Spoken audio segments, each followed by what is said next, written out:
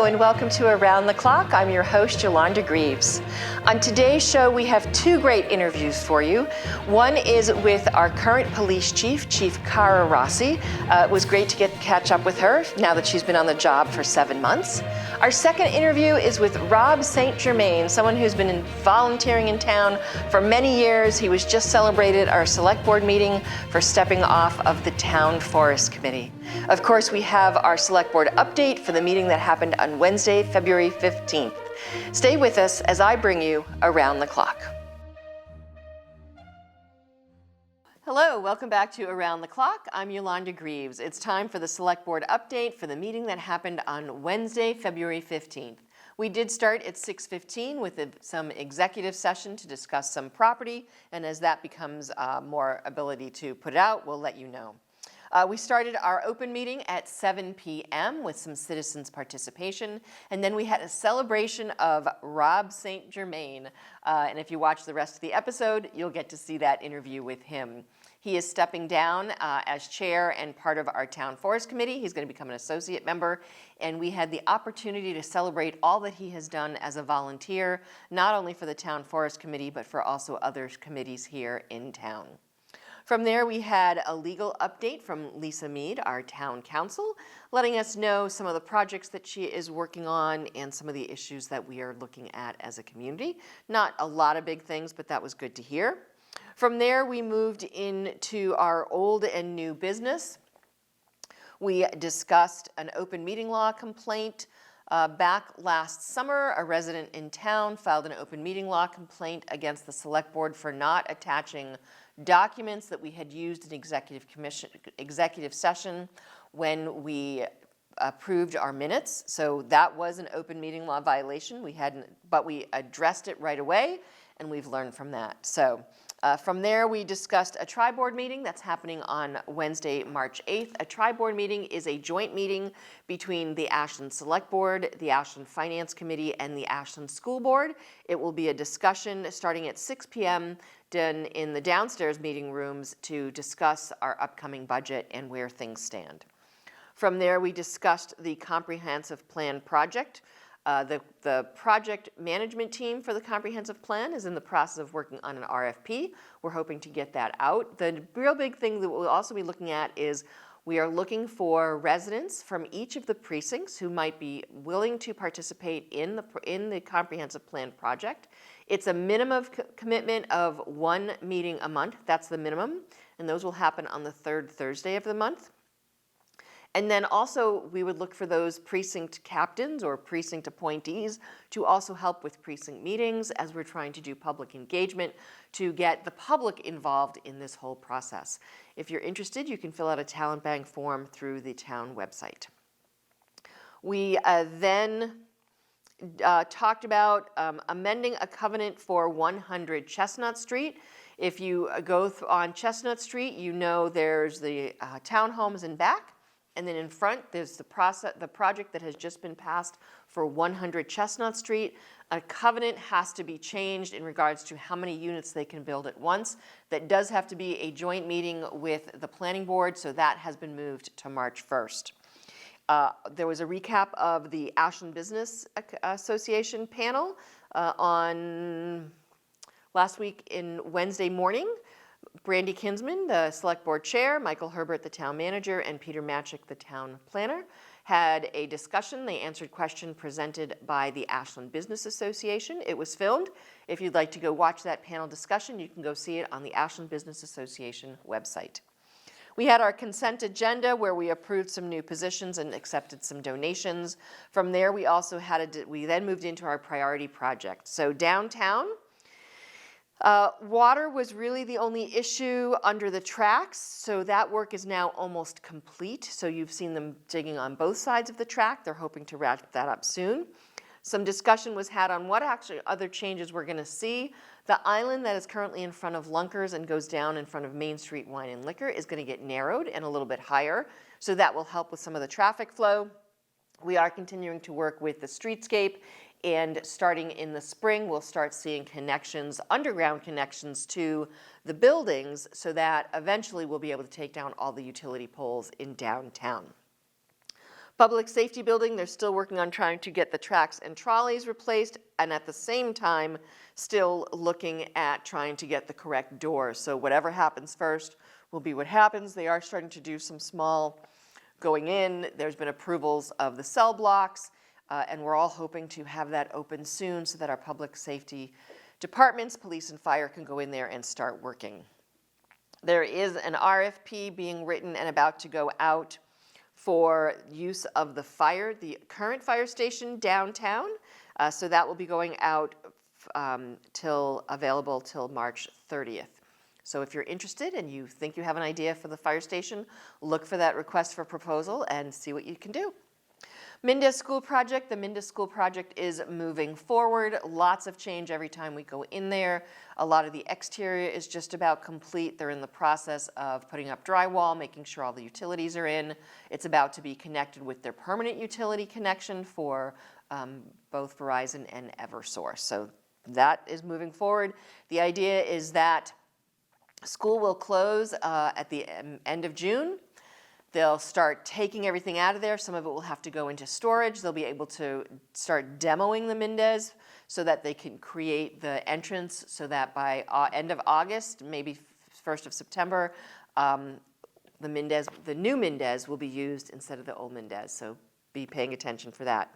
Valentine, the work has slowed a little bit. The most of the work they're doing right now is on the foundation. We had a request from a citizen to do some kind of tea party inside the house.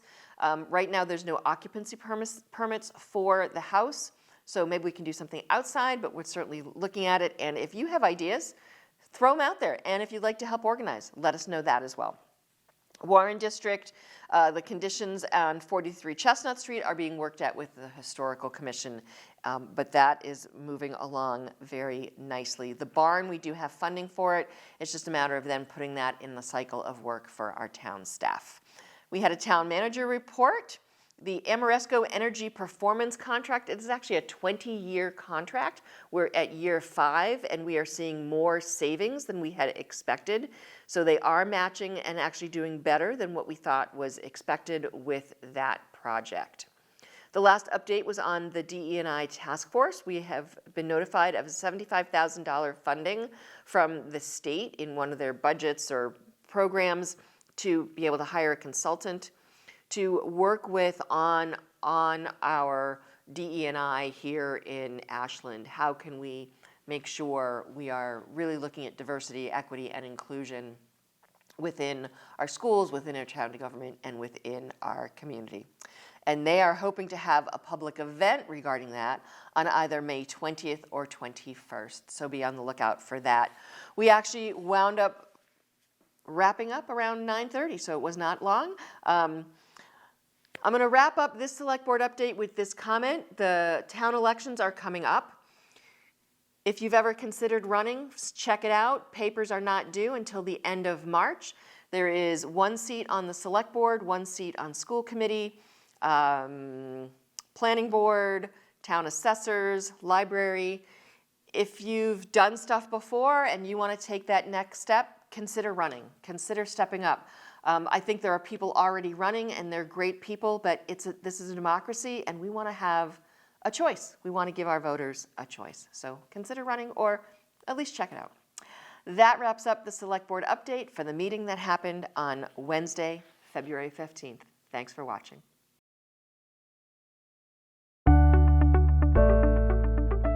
Hello and welcome to Around the Clock. I'm your host, Yolanda Greaves. Today we are very fortunate to have Ashland's newest police chief, Chief Cara Rossi, coming in and speak with us.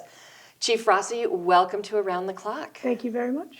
And I would say welcome to Ashland, but you've been here a while in different capacities. Tell us first a little bit about yourself and growing up here in town. Sure. Well, my family moved here in 1977. I was a second grader at the Pitaway School. I've lived here ever since. I've worked in, another municipality, but I've always lived in Ashland. I raised my daughters here. We all went to Ashland High School. In all its various forms. All its various forms, the new, the old, the middle school. So your career, what did you do before becoming our police chief? How did you get to that point?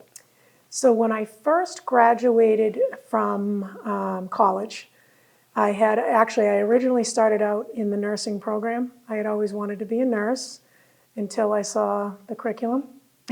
And it wasn't as interesting to me as my roommates' criminal justice textbooks were. Oh, interesting. So I switched majors, which was alarming to my mom because this was the days before cell phones or anything, and I got a Yep. phone call on the one phone in the hall that's, she's yelling at me, "This says criminal on it, what did you do?" I said, "No, I switched my major, criminal justice." "What are you going to do with that?" I said, "I'm not really sure, but I'll figure it out."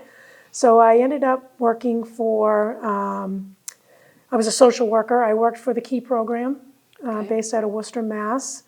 It was community-based care for both adjudicated delinquent youth and also, it was DSS back then, but children involved in Department of Social Services, Okay. Department of Children and Families. And from there, I went and got a job with DYS, the Department of Youth Services, Okay. at the Central Region location. I was there only about 8 or 9 months before the opportunity opened up to become a police officer in Natick. So in 1994, January of 94, I entered the police academy, and I worked for Natick in various capacities until July of this year, this past year, 2022, when I was fortunate enough to get the job as the Ashland's police chief. What was it like for you, one, thinking about applying for the job to come back and be our chief, and two, then when you found out you got it? So it had never really been a goal of mine to be a police chief. Oh, interesting. I was really happy in my role in Natick. Chief Hicks, my boss at the time, he gave me a lot of leeway. He let me actually create the community service division to the way that I wanted it to be.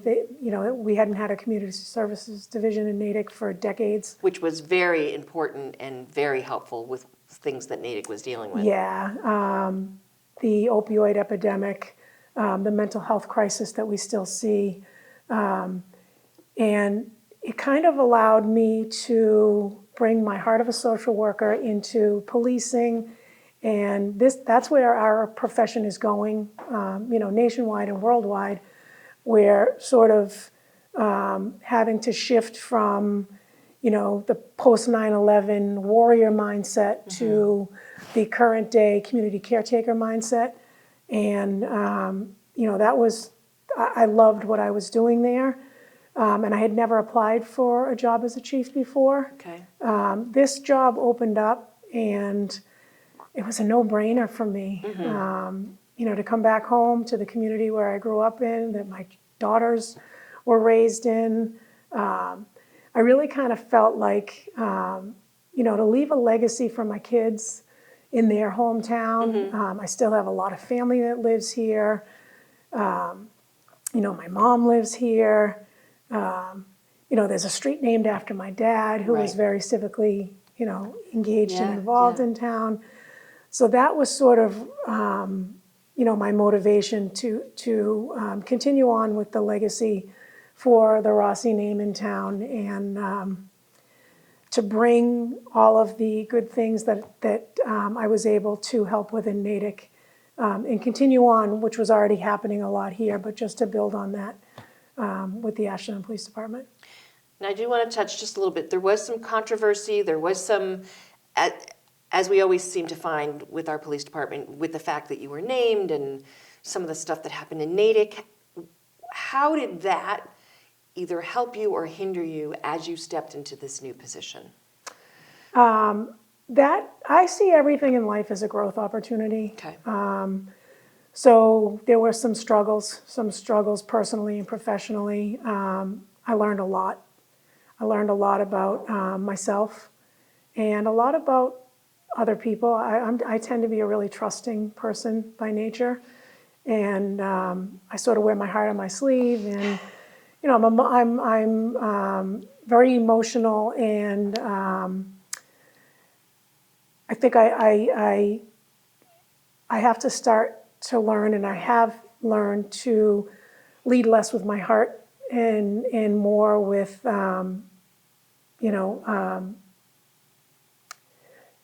less with my heart. I'll leave it at that. And Okay. it was a growth opportunity. I'm thrilled that the select board and the town manager, Michael, has been fantastic, and the support that I received.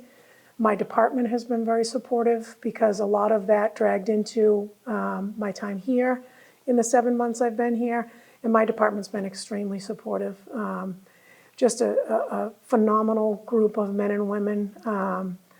They want the same things that I do for the department, and they're willing to work with me. The relationships that I've developed with the union and the rest of the personnel to alleviate some of the issues you usually see with grievances and that sort of thing. I said this when I was applying. Communication is, in my communication, my abilities to communicate with others is what I see as one of my strong points. Yeah. And my emotional intelligence and the way I read people, although, as I said, sometimes I wear my heart on my sleeve a little too much. It really helps with the interpersonal relationships that are necessary to be successful in this type of job. So, a very long way of saying I learned a lot. Good. Well, and that's important, that you learn from things that have, as you said, you learn from things that haven't gone the way you think they are. What has been your biggest challenge since coming into this role 7 months ago? Any change, anything new is challenging, both for me and for the department. We also have the public safety building that everyone I know is so anxious. It's such a beautiful, state-of-the-art facility. Everyone's really anxious to get moved in. There have been some delays that have been out of the control of everybody. Yep. The town's done, and Jen Ball particularly has done a fantastic job sort of ushering us through some of these issues. That's been a challenge, because we all want to move in. Right. In order for the forward progress to really get going, we need to be in the new facility for accreditation purposes and other things. And I think the staff is really looking forward to having a facility that reflects their worth. Yeah. You came in, the facility was almost done.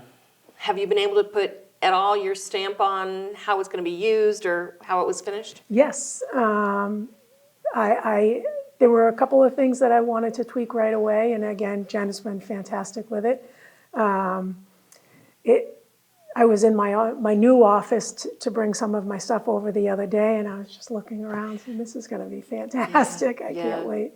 Yeah, and I think most people are aware that we're waiting for stuff for the fire bays, for the apparatus, and once that's resolved, we're going to jump in.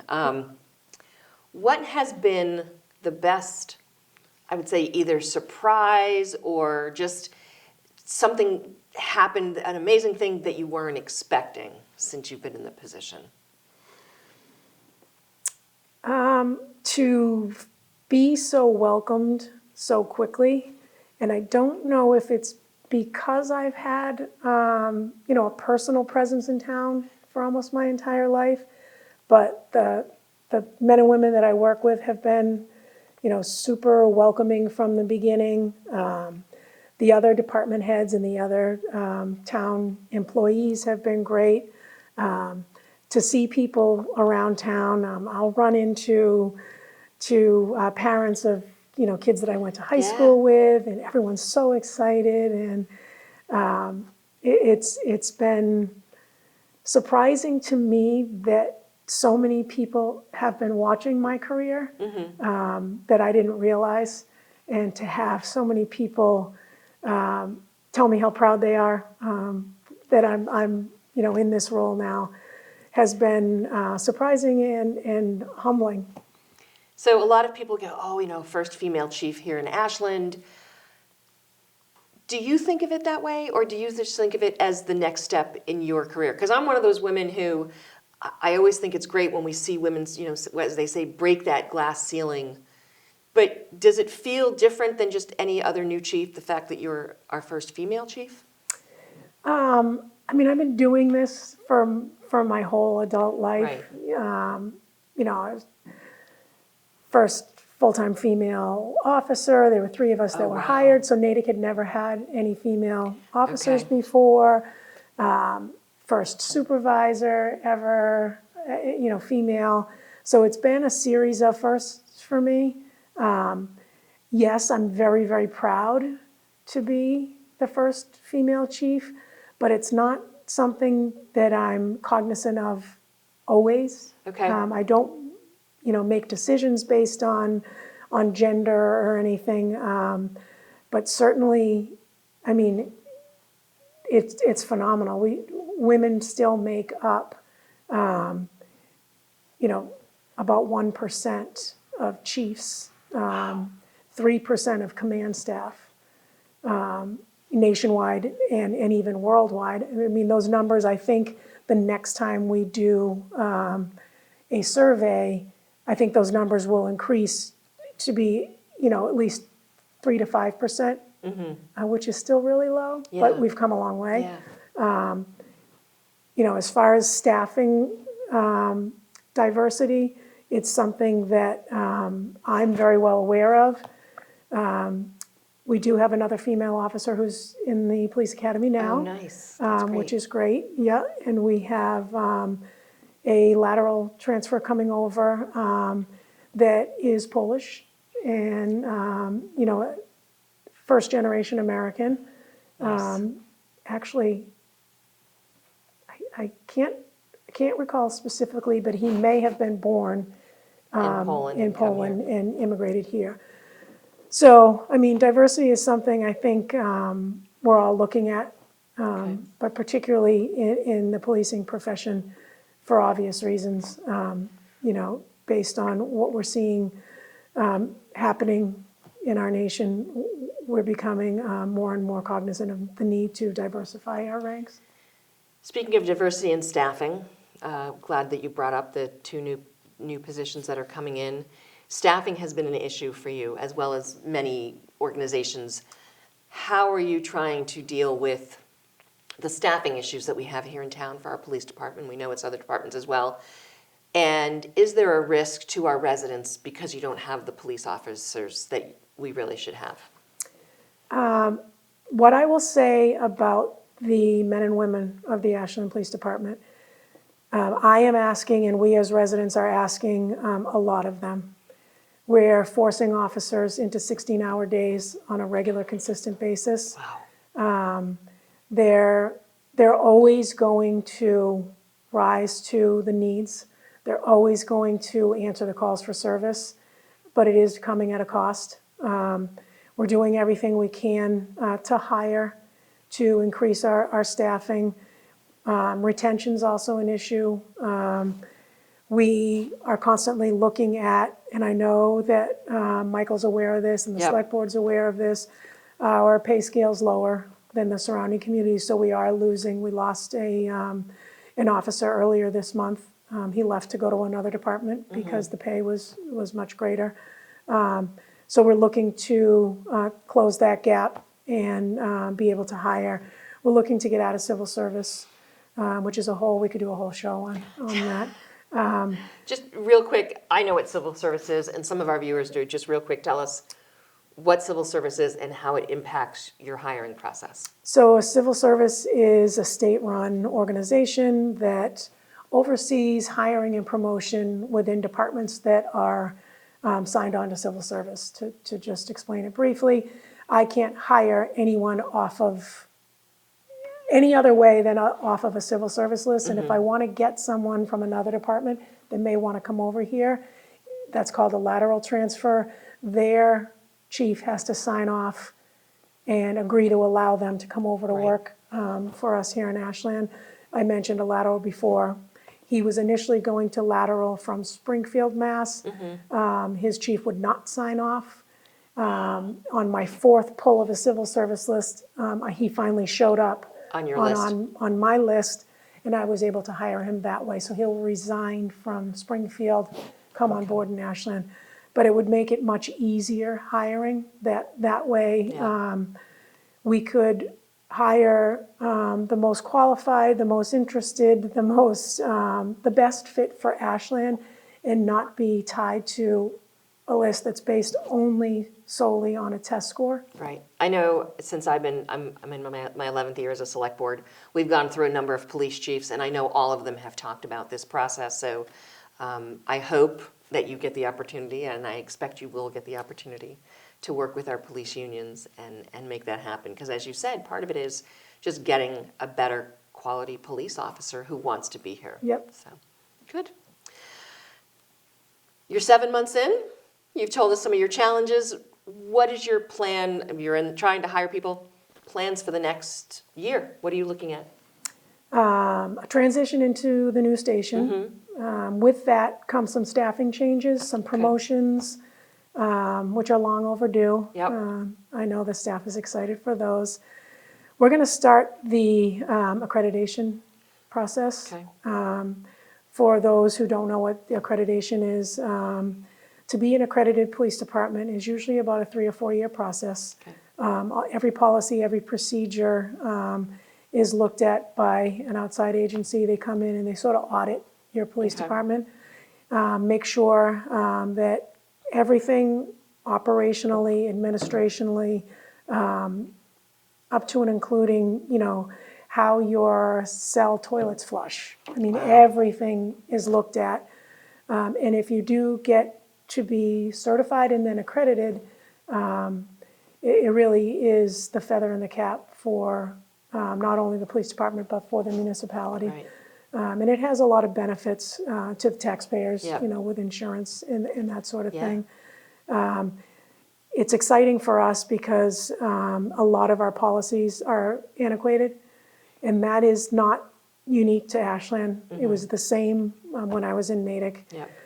Those sort of necessary administrative functions sometimes take a back seat because we are an emergency operation. We're a 24/7, Right. Rapid response department, that some of those things get pushed aside. We'll take care of that tomorrow, because it's not something that has a lot of oversight unless you particularly assign someone to it, Right. which we're going to do.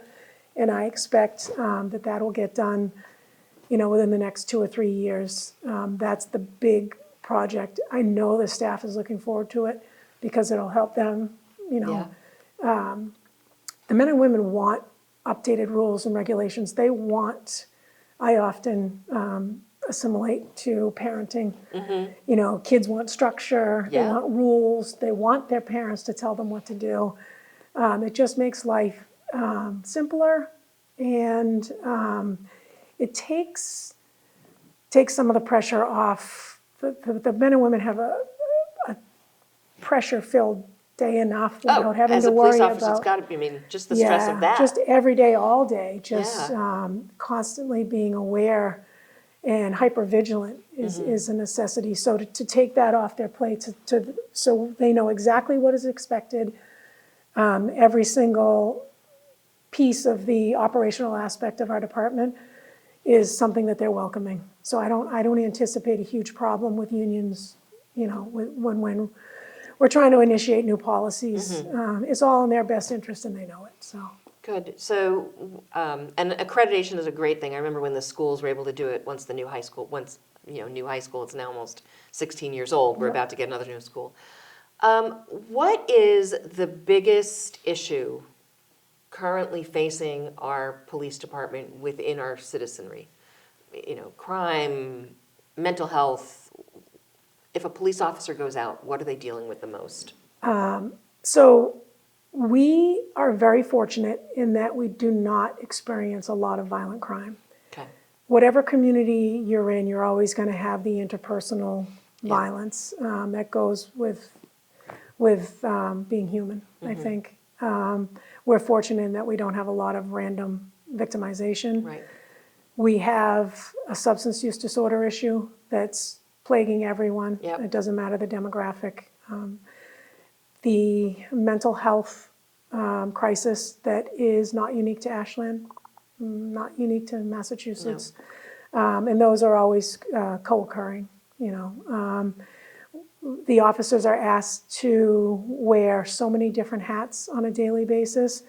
They'll respond to a house alarm and, you know, have to be vigilant looking for intruders, and then they'll go to a domestic violence call where you could be having some of those issues I spoke about, you know, with mental health issues or substance use disorder, intertwining with that.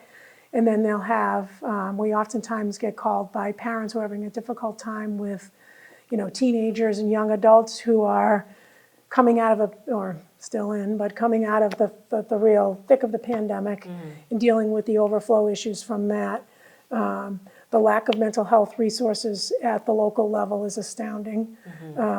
Someone has to pick up the slack. We are, ourselves and the fire department are the 24-hour day, 7-day a week operational resources. So we are, I heard it explained once as sort of society's janitors. We come in and clean up the mess no matter what it is. You know, so those, the amount of different professional hats the officers have to wear gets very taxing. And we have a very,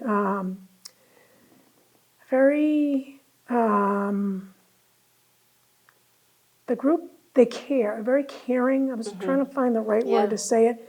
They internalize a lot of the different things that we see on a day-to-day basis, and it gets to be a lot for them. So I worry a lot about the mental health of our the officers. first responders. Yeah, police and fire. Yep. It takes a toll. So part of the initiative in the next year or so, and I know I've spoken to Lieutenant Briggs, who's definitely try to say this again, a subject matter expert with mental health. He's got advanced degrees in counseling. You know, we realize that part of our efforts going forward is taking care of our own personnel. And what they see and do on a regular basis would really affect anyone.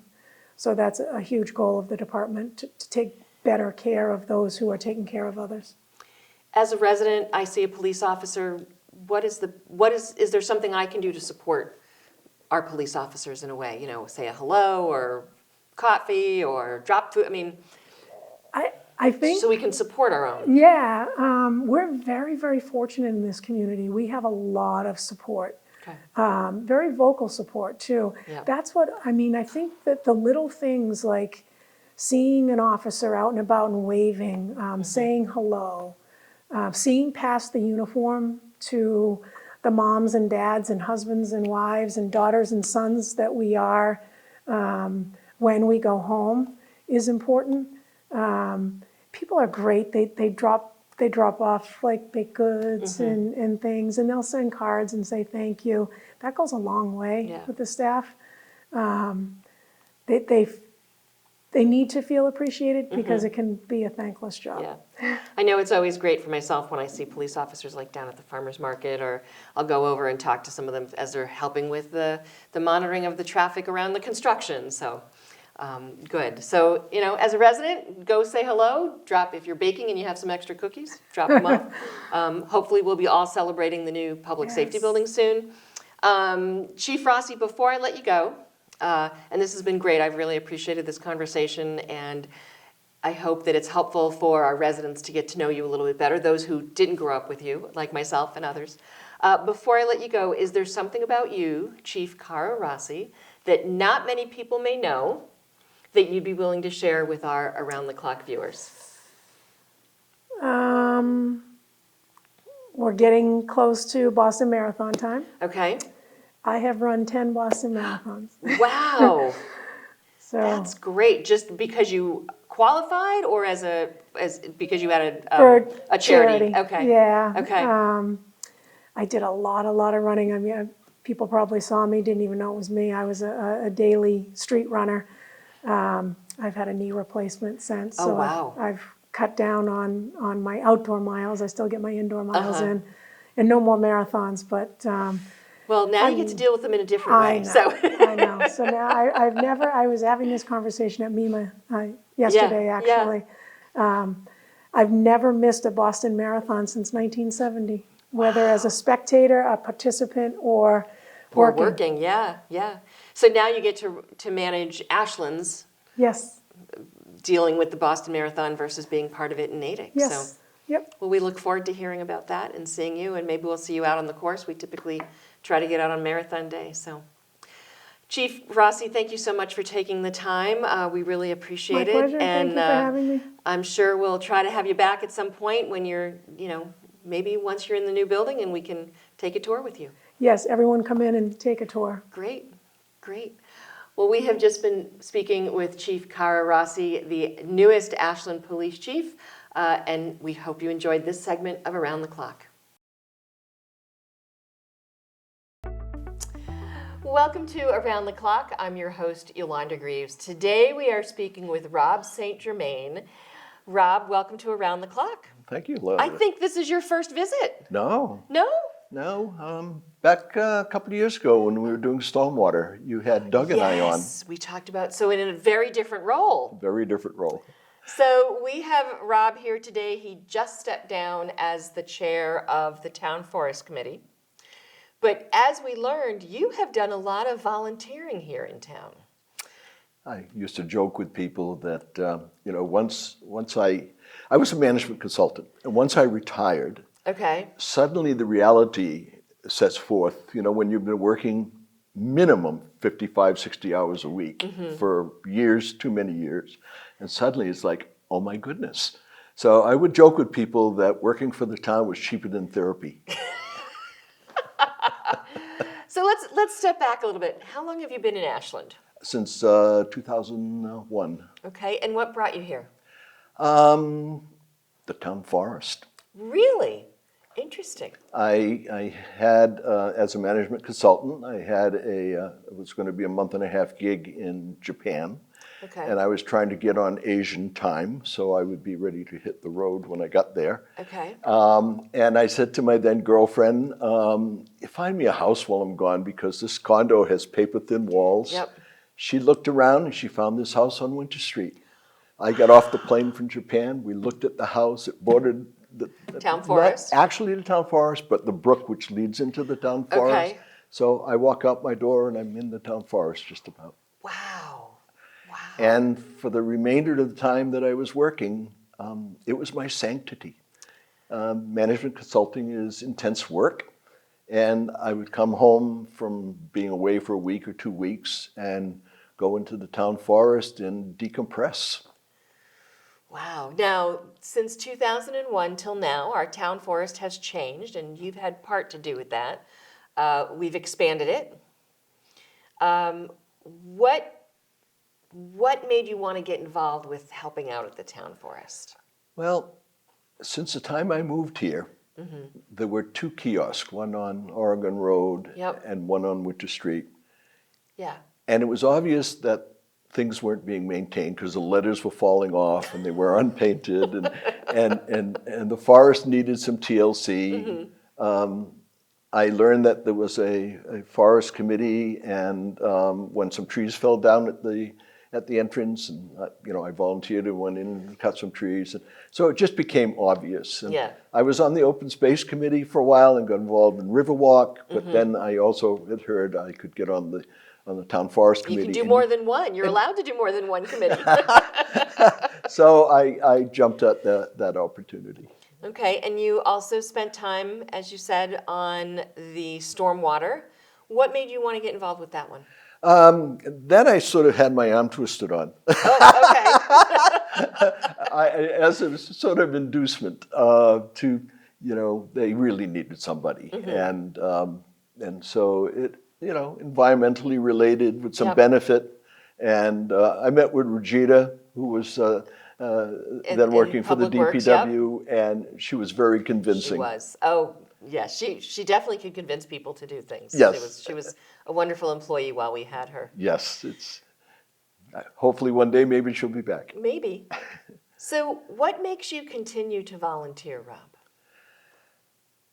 I think personal satisfaction.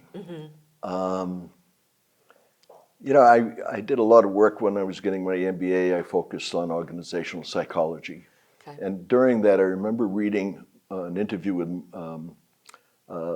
Mother Teresa and how she said, "We're all hedonists. Why do I do what I do? I do it because it brings me pleasure." and that was a startling awakening for me. And when you think about it, you know, people tend to walk away from things that don't, at least at some level, Right. give them some level of satisfaction.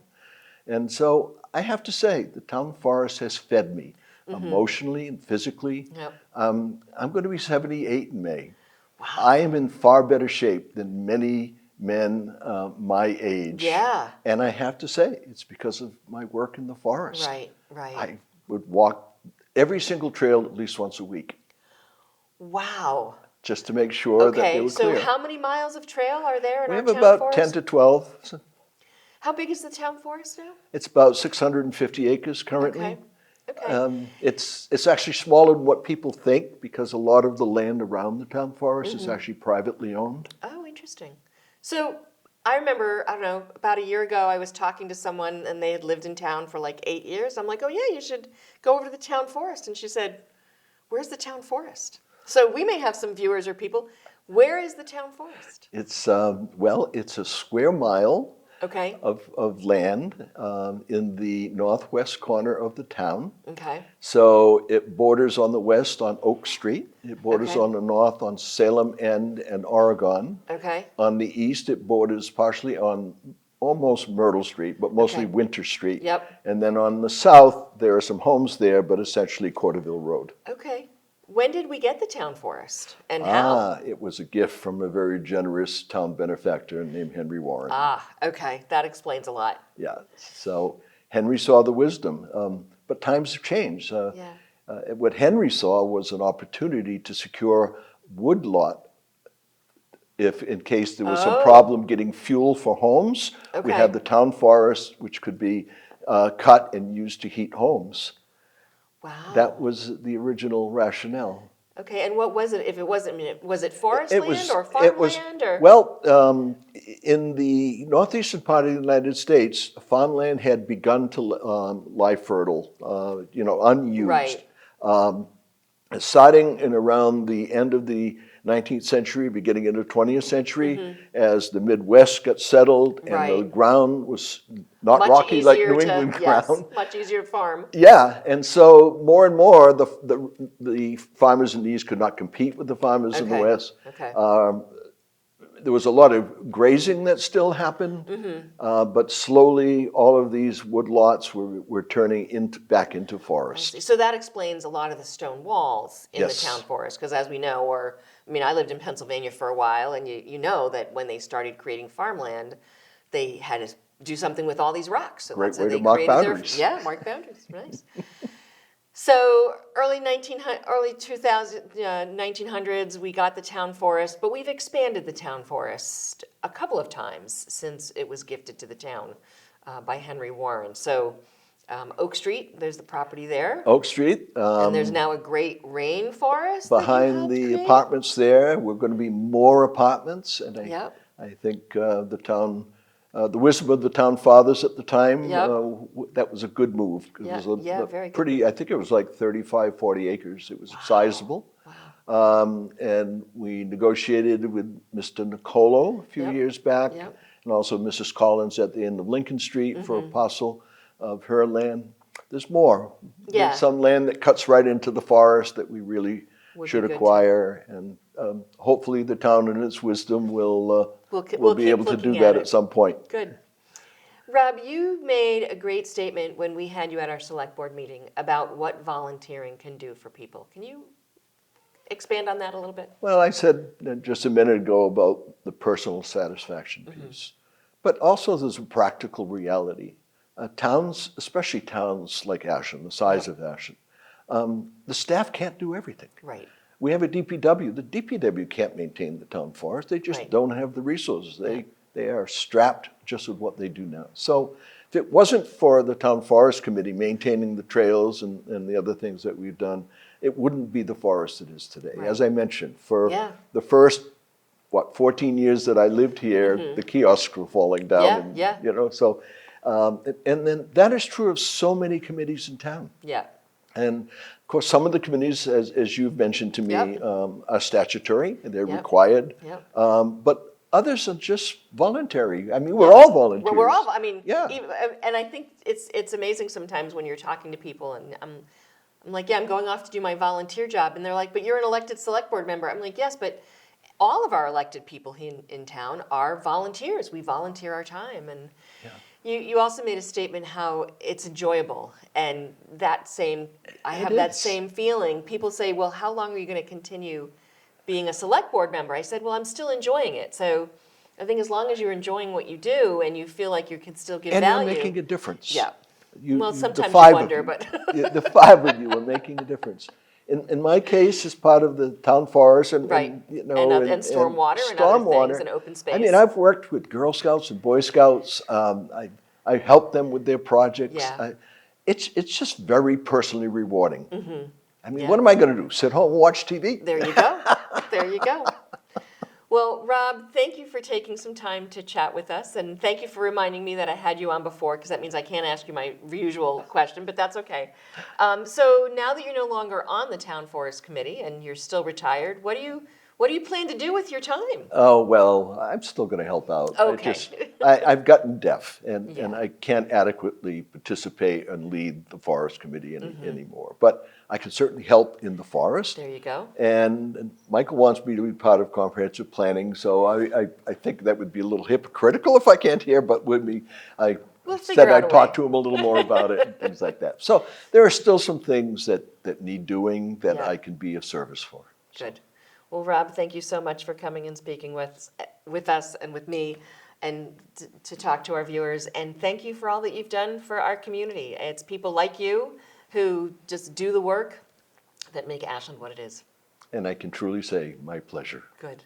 Thank you so much. Thank you. We've been speaking with Rob St. Germain, previously of the Town Forest Committee, of the Stormwater Committee, of the Open Space and Rec Committee. Anything else that I missed? Once upon a time, yeah. Once upon a time. The Riverwalk. The Riverwalk project, which is an amazing project. So I hope you've enjoyed this segment, and hopefully it gives you a little incentive to think about volunteering. Whether it be an elected position, those are volunteers, and we do need people to step up and run, or part of our comprehensive plan, which we're about to do, or any of the committees that are doing great work, which even includes things like the Farmers Market and Dragonfly and all these other great events. So Even if you have 2 hours a month. there you go. There you go. Thanks for watching this segment of Around the Clock. Well, that wraps up another episode of Around the Clock. I'm your host, Yolanda Greaves. Thank you so much for watching. We appreciate you taking the time to watch Around the Clock. A big thank you to Chief Cara Rossi and to Rob St. Germain for coming in and speaking with us. As always, if you have a story or an event that you'd like us to share, make sure you reach out to us at WACA-TV or through our Facebook page. Thank you so much, and thanks for watching this episode of Around the Clock.